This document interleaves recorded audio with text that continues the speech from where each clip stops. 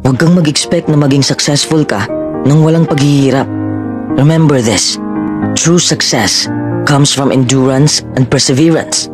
Kung madali lang maging successful sa buhay, edi sana'y successful na tayong lahat, di ba?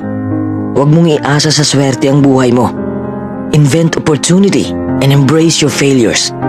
Maraming taong hihila sa'yo pababa, pero huwag kang magpapahila sa kanila.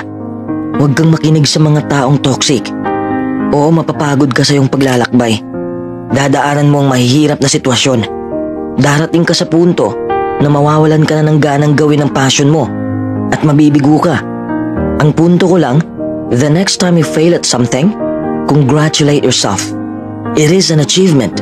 You're one step closer to actual success. Marami kang matutunan sa kabiguan mo.